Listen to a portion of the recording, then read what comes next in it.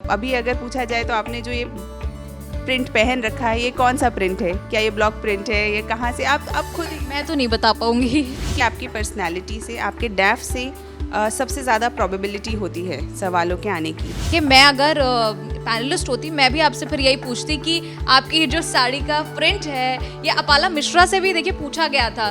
कि अक्सर सवाल ऐसे भी आते हैं कि आप अपनी स्ट्रेंथ्स और वीकनेस बताएं। नमस्कार, आप देख रहे हैं न्यूज तक। मैं हूं निधि तनेजा। देखिए, जैसा हमने आपसे पिछली वीडियो में वादा किया था तनु जैन जी के साथ, जो हमने बातचीत की थी यूपीएससी छात्रों की बॉडी लैंग्वेज को लेकर, क्या बॉडी लैंग्वेज उनकी रहनी चाहिए। आज की वीडियो में हमने आपसे कहा था हम बात करेंगे कि कैसे सवाल जो हैं वो पूछे जाते हैं। और देखिए, आज हमारे साथ फिर तनु जैन जी यहाँ मौजूद हैं। न्यूज तक पर बेहद स्वागत है मैम आपका। धन्यवाद निधि। तनु जैन जी हमारे साथ पिछली बार भी जुड़ी और इस बार भी देखिए हम बात करेंगे यूपीएससी से जुड़ी। यूपीएससी छात्र जो हैं उनसे कैसे सवाल पूछे जाते हैं इंटरव्यू राउंड में। इंटरव्यू देखिए आने ही वाला है और ऐसे में छात्र जानना चाहते हैं कि असल में क्या वो सवाल हैं जो पैनलिस्ट जो हैं आपसे पूछते हैं। देखिए, सबसे पहला हमारा सवाल आपसे यही कि जब एक कैंडिडेट इंटरव्यू के लिए जाता है, पैनलिस्ट के सामने जाता है, तो क्या वो सवाल हैं जो शुरुआती दौर में उनसे पूछे जाते हैं? सवाल जो है वो आपसे, आपके डैफ से, आपकी पर्सनालिटी से, जहाँ आप रहते हैं, जो भी आपने इन्फॉर्मेशन डैफ में लिखी है वहाँ से, या फिर आपके आसपास होने वाली गतिविधियों से ही आएंगे। क्योंकि अगर आज आप हैं तो मैं आपसे पूछूंगी कि आप कहाँ के रहने वाले हैं, आप अपने बारे में कुछ बताएं। तो इसी तरीके के सवाल जो होते हैं वो शुरुआत होती है कि आप अपना इंट्रोडक्शन दें, आपकी क्या हॉबीज़ हैं। तो इस तरह से ये बेसिक सवाल हैं। उसके बाद आपके एजुकेशनल क्वालिफ़िकेशन से आपके ये देखा जाता है कि क्या आपने जो पढ़ाई करी वो सिंसेयरली करी या नहीं करी, आपको उस सब्जेक्ट में कितनी नॉलेज है, कितनी इन डेप्थ पढ़ाई आपने करी है। फिर आपका अगले सवाल जो होते हैं वो आपकी जॉब से रिलेटेड होते हैं, क्योंकि अल्टीमेटली ये यूपीएससी का इंटरव्यू भी एक जॉब इंटरव्यू के तरह से ही देखा जाना चाहिए, क्योंकि यहाँ पे एक जॉब की सूटेबिलिटी के लिए वो आपको इंटरव्यू कर रहे हैं। तो वो देखेंगे कि क्या इससे पहले आपने जहाँ जॉब करी कितनी ईमानदारी से करी, आपको उसके बारे में कितनी नॉलेज थी। क्योंकि अगर आपने पहले ऑनेस्टी नहीं दिखाई है अपनी जॉब प्रोफाइल से, अपने काम से, आपको यही नहीं पता कि आप 2 साल तक किसी कंपनी में काम कर रहे थे और आपको नहीं पता वो कंपनी का टर्नओवर कितना है, उस कंपनी में एम्प्लॉयज़ कितने हैं, या उस कंपनी की आगे की विज़न क्या है। तो अगर आपको ये नहीं पता तो आप वहाँ पे ऑनेस्टी से काम नहीं कर रहे थे, तो आप यहाँ कैसे करेंगे। तो यही सब सवाल अक्सर रहते हैं। और आपके अटायर को लेकर भी अक्सर सवाल आ जाते हैं। जैसे अभी अगर पूछा जाए तो आपने जो ये प्रिंट पहन रखा है, ये कौन सा प्रिंट है? क्या ये ब्लॉक प्रिंट है? ये कहाँ से? आप खुद मैं तो नहीं बता पाऊंगी। तो वही कि हमें अपने विषय में कितनी जानकारी है, हमारे मन में हम अपने आप को कितना अच्छे से जानते हैं। क्योंकि अक्सर सवाल ऐसे भी आते हैं कि आप अपनी स्ट्रेंथ्स और वीकनेस बताएं। तो अपनी ही खूबियाँ इंसान अक्सर बहुत आंकलन कर लेता है, और जब कमियों की बारी आती है तो उसे समझ नहीं आता मुझ में क्या कमी है। तो वो इस तरीके की जो खुद को अंडरस्टैंडिंग करने वाली जो बातें हैं वो बहुत ज़रूरी हैं। यानी यूपीएससी इंटरव्यू में जब हम अपीयर होते हैं तो उसमें ये ज़रूरी है कि हम अपने आप को जानें। हमने जहाँ काम किया है, जो भी संस्थाओं से हम जुड़े हुए हैं, स्कूलिंग कहाँ से की, तमाम पूरी हिस्ट्री, मैंने तो कई मॉक इंटरव्यूज़ में देखा पूरी हिस्ट्री ट्रैक कर ली जाती है।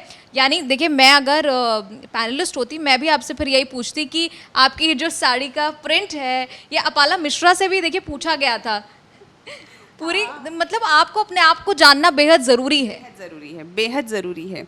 आप किस विषय में क्या सोचते हैं।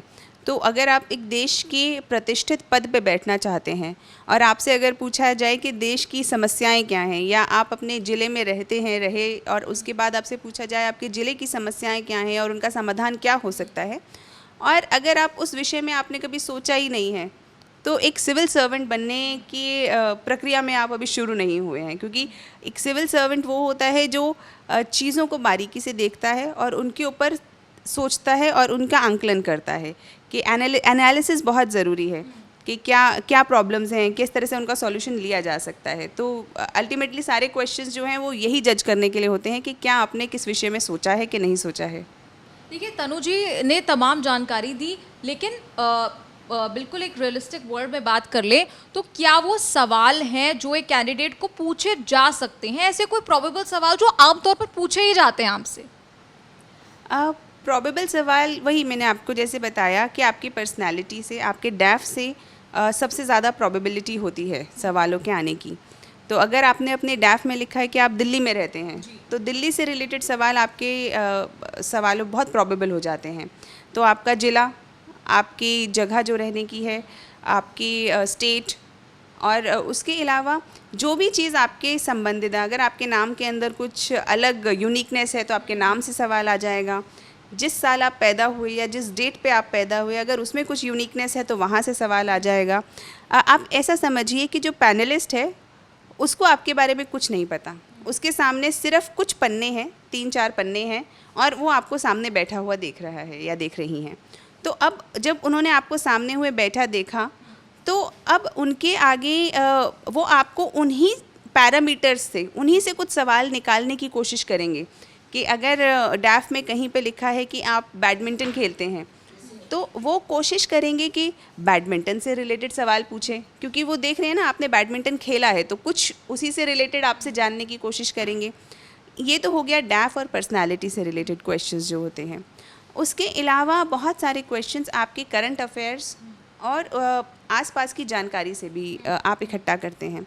तो मैंने अक्सर देखा है कि बड़े चुटकुले से भी बनाए जाते हैं सिविल सर्विसेज के इंटरव्यू क्वेश्चंस के, कि ये 3 बॉल्स हैं, कौन सी नीचे पहले गिरेगी, कौन सी। तो इस तरीके के जो बड़े पज़ल टाइप के जो सवाल हैं वो अक्सर नहीं पूछे जाते, लेकिन उनका हाइप बनाने के लिए ये बहुत पॉपुलर हैं।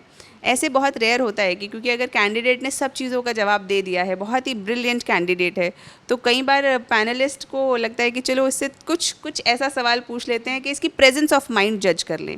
तो ऐसी सिचुएशन के अंदर कुछ ऐसे पज़ल टाइप के क्वेश्चंस आपसे पूछे जा सकते हैं। लेकिन अक्सर जो आपने अपने डैफ में लिखा है, जो आपकी पर्सनालिटी को देख के उन्हें सबसे पहले चमक रहा है कि भाई हाँ, ये इस एरिया से इस व्यक्ति से पूछा जाना चाहिए। और कई बार जो कैंडिडेट होता है वो खुद ही लीड कर देते हैं। लीड इन द सेंस कि आपने कुछ ऐसा जवाब दिया, जैसे सिंपली आपसे पूछा गया कि आप अपना इंट्रोडक्शन दीजिए, आपने अपने इंट्रोडक्शन में ही बता दिया कि मुझे पेंटिंग पसंद है, या आपने इंट्रोडक्शन में बताया मुझे कुकिंग पसंद है। तो अगला सवाल जो पैनलिस्ट है वो आपसे आपकी हॉबीज़ से रिलेटेड पूछ सकता है, या आपने किसी और डायरेक्शन में उसे लीड कर दिया। आपने बोला आपने इंट्रोडक्शन देते समय बोला कि मेरी क्वालिटीज़ ये हैं कि मैं बहुत ईमानदार हूँ, या फिर मैं बहुत हार्ड वर्किंग हूँ। तो अब आपने लीड कर दिया बोर्ड को, तो अब बोर्ड ये पूछेगा ये बताएं कि आपको ऐसा क्यों लगता है कि आप ईमानदार हैं, या आप अपने जीवन से कोई इंस्टांस बताएं कि जिससे प्रूव हो कि आप हार्ड वर्किंग हैं। तो अल्टीमेटली इट्स लाइक कि वो आपने बोर्ड को लीड करा और उसी से सवाल अगले बन गए।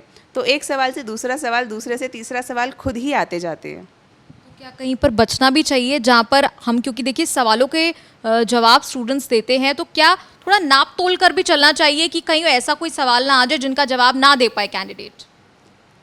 कोशिश करनी चाहिए, लेकिन टू द पॉइंट बोलने की कोशिश करनी चाहिए, क्योंकि आप कई बार अगर आप बेपरवाह बोलते हैं तो ऐसे एरियाज़ में एंटर हो जाते हैं जहाँ पे आपकी एक्सपर्टीज़ नहीं है, और कुल मिला के आपको जो मिले हैं वही 30-40 मिनट मिले हैं।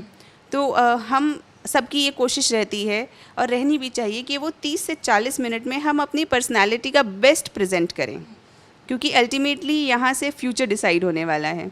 तो उस समय पे कोशिश यही रहनी चाहिए कि कोई ऐसा शब्द, कोई ऐसा वाक्य या कुछ ऐसे एरिया से सवाल ना पूछने लगे, क्योंकि अल्टीमेटली जैसे मैंने बताया कई बार लीड हो जाते हैं।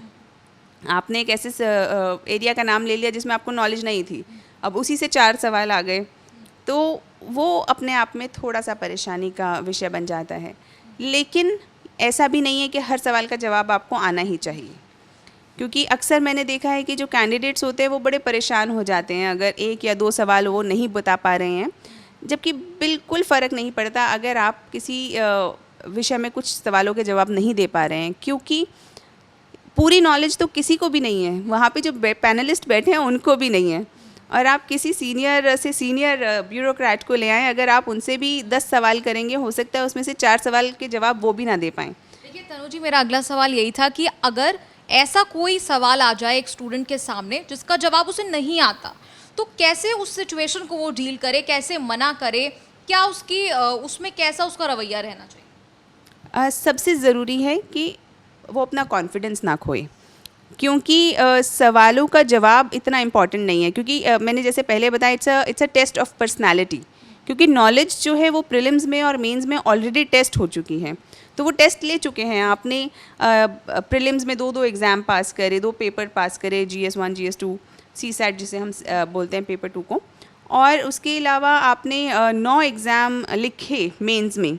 तो इतना सब लिखने और एग्ज़ाम देने के बाद यूपीएससी को इतना तो पता है कि आप एक नॉलेजेबल व्यक्ति हैं, आपने पढ़ा है। अब जो वो देखना चाहता है कि सूटेबिलिटी कितनी है इस व्यक्ति की पर्सनालिटी में, सूटेबिलिटी कितनी है एक जिम्मेदारी को संभालने की। तो इस विषय में अगर आपको कोई सवाल का जवाब नहीं भी आए तो घबराना नहीं है, क्योंकि ये सबको पता है कि सब सवालों के जवाब सबको नहीं आएंगे, पैनलिस्ट को भी पता है। लेकिन अगर नहीं आ रहा तो किस तरीके से आप उसे हैंडल कर रहे हैं, कितनी शांति से, कितनी सौम्यता से आप मना कर रहे हैं। अगर आपको नहीं आए तो आप बोल सकते हैं कि मुझे क्षमा करें, मुझे इस सवाल का जवाब नहीं आता, पर मैं जाके ज़रूर पढ़ूँगा। आप ये भी बोल सकते हैं कि मैम या सर, मुझे अभी याद नहीं आ रहा, लेकिन मैंने कहीं पढ़ा है, लेकिन मैं अभी स्पष्ट उत्तर नहीं दे पाऊँगा या पाऊँगी।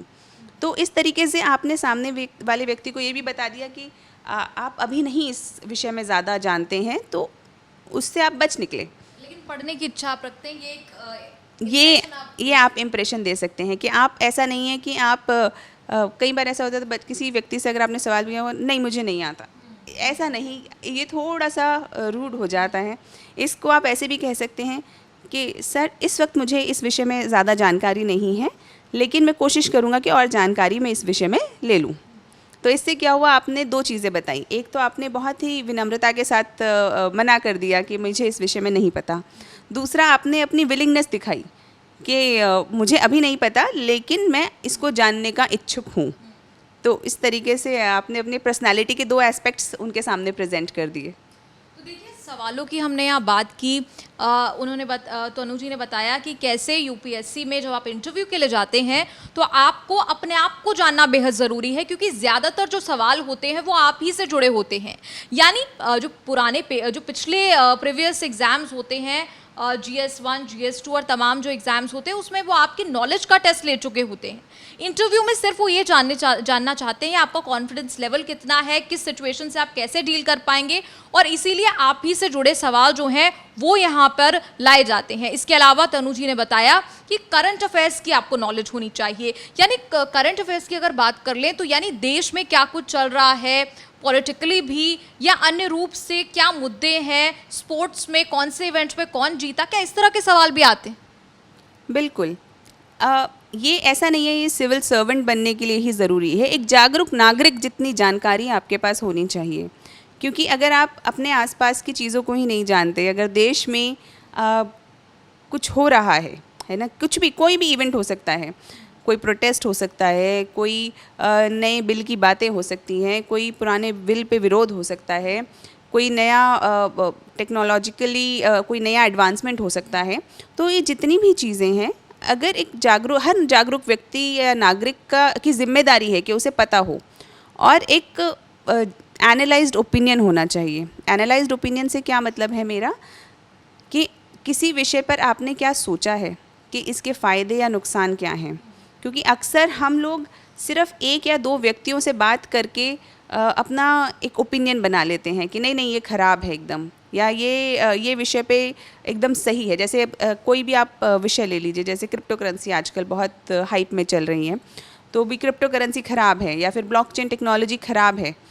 तो आपने इस विषय में कहाँ से पढ़ा, क्या कितनी डीप नॉलेज आपको है, क्या आप अपने व्यू पॉइंट्स दे सकते हैं। तो अगर आपसे कोई व्यक्ति पूछे कि क्रिप्टो करेंसी को एनालाइज़ करिए, क्या वो सही है या गलत, तो आप कुछ भी जवाब दे सकते हैं। आप कह सकते हैं वो सही है या वो गलत है, लेकिन उसके पीछे कारण क्या आपको पता है, क्या आप अपना तर्क से उस बात को समझा सकते हैं। तो अगर आप कहते हैं कि क्रिप्टो करेंसी एक सही दिशा में, या फिर ब्लॉकचेन टेक्नोलॉजी एक सही दिशा में स्टेप है, तो इसके कारण ये हैं कि ये इस तरीके से हमारी मदद करेगी आगे बढ़ने में। या फिर आप बोलते हैं नहीं वो सही स्टेप नहीं है, क्योंकि ये और ये कारण है, 1 2 3 4 ये सारे कारण हैं जो हमें इसको एक्सेप्ट करने से रोकते हैं। तो वो आपने उस चीज़ को एक्सेप्ट किया या रिजेक्ट किया ये इम्पॉर्टेंट नहीं है, लेकिन आपने उसके पीछे जो सोच रखी, जो आर्ग्यूमेंट्स दिए, वो बहुत इम्पॉर्टेंट है। मतलब यहाँ वो आपका पैनलिस्ट आपका माइंडसेट जानना चाहते हैं, आप क्या ओपिनियन रखते हैं, ओपिनियन बेसिकली जानना चाहते हैं कि आप कहाँ से आते हैं, वो कहीं ना कहीं आपके जवाबों में दिखेगा। बिल्कुल, कहाँ से आते हैं और इम्पॉर्टेंट इज़ क्या आपने उस विषय में सोचा है, क्योंकि एक सिविल सर्वेंट को कई डिसीजंस लेने होते हैं, कई तरीके से उनके जो ओपिनियंस होते हैं एक बड़ी जनता पे असर डालते हैं। तो अक्सर आपने देखा होगा कि जैसे अगर परिवार में कोई एक व्यक्ति सिविल सर्वेंट बन जाता है तो अक्सर बाकी लोगों को कहा जाता है देखो दीदी या भैया जैसे बनना है तुम्हें। तो आप ये देखिए कि एक छोटी सी एंटिटी परिवार में ही एक सिविल सर्वेंट जो होता है वो कितना प्रभाव डाल रहा है। तो अगर वो व्यक्ति एक ऐसा व्यक्ति हो जो चीज़ों को सोचे समझे बिना एक्सेप्ट कर ले या फिर किसी सोच विचार के बिना अपने ओपिनियंस देता हो, तो वो नुकसान कर सकता है समाज का, परिवार के अलावा समाज का, और उसे आपने एक अच्छी पोजीशन पे बिठा दिया तो और नुकसान हो सकता है।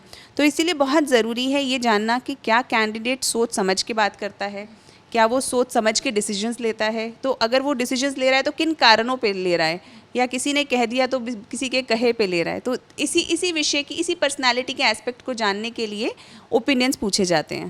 देखिए तनु जी, एक सवाल मेरा ये भी कि मान लीजिए कुछ मुद्दे होते हैं जो अपने आप में कंट्रोवर्शियल होते हैं, डिवाइडेड व्यूज़ उस पर होते हैं, तो ऐसे में क्या कैंडिडेट एक पॉलिटिकली करेक्ट व्यू की तरफ जाए या फिर जो उसको सच में लगता है वो बात वो वहाँ करे? इस चीज़ के अंदर ये देखना पड़ेगा कि वो जो सवाल है वो किस तरीके का सवाल है, क्योंकि इसमें एक ब्लैंकेट जवाब नहीं हो सकता। लेकिन मेरा पर्सनल मानना ये है कि जब आप सच बोलते हैं तो वो जो सच्चाई है आपकी आंखों में दिखती है, और जब आप पॉलिटिकली करेक्ट होने की कोशिश करते हैं वो भी आपकी आंखों में, आपकी बॉडी लैंग्वेज में और आपके जवाब से पता चल जाता है। तो पैनलिस्ट जो हैं वो वहाँ पे बहुत सारे व्यक्तियों से मिलते हैं दिन में वो बहुत लोगों से मिलते हैं, इतने लोगों का इंटरव्यू लेते हैं। तो हम अगर उन्हें कुछ भी दिखाने की कोशिश करते हैं वो तुरंत पकड़ जाते हैं। तो इसीलिए मेरा मानना है कि आप सत्य बताएं और उसके पीछे आपके क्या कारण हैं वो ज़रूर बताएं, क्योंकि अगर आपके कारण सटीक हैं, स्ट्रॉन्ग रीज़न्स हैं आपके पास किसी व्यू को मेंटेन करने के कि आपने ये व्यू क्यों लिया, तो आप अपने रीज़न्स बताएं। पैनलिस्ट भी बड़े एजुकेटेड लोग होते हैं तो वो आपके रीज़न्स से खुद ही कन्विंस हो जाते हैं। जी, बेहद शुक्रिया आपका न्यूज़ तक के साथ जुड़ने के लिए। तनु जी ने तमाम सवालों के जवाब दिए, स्टूडेंट्स की मदद करने की कोशिश की। देखिए सबसे ज़रूरी बात यहाँ यही है कि यूपीएससी के लिए जो स्टूडेंट्स अपेयर होते हैं, और देखिए इंटरव्यू में अब स्टूडेंट्स अपेयर होंगे, तो ऐसे में क्या कुछ चीज़ें ज़रूरी हैं। पहले हमने बॉडी लैंग्वेज की बात की, कॉन्फिडेंस की बात की, आई कांटेक्ट की बात की, और अब हमने बात की किस तरह के सवाल पूछे जाते हैं। क्योंकि देखिए जो मुख्य जो आपके जो मार्किंग होती है वो सवालों पर ज़्यादातर आधारित होती है, लेकिन साथ ही साथ पिछली वीडियो में हमने जो बात की बॉडी लैंग्वेज वो भी साथ ही साथ बेहद ज़रूरी है। तो बेसिकली ये दोनों चीज़ें ही इन सिंक चलती हैं, इसीलिए हमारा भी फोकस इन्हीं दो मुद्दों पर रहा। अगली वीडियो में भी आपसे शिक्षा से जुड़ी, रोजगार से जुड़ी बातें करेंगे। नमस्कार, देखते रहिए न्यूज़ तक।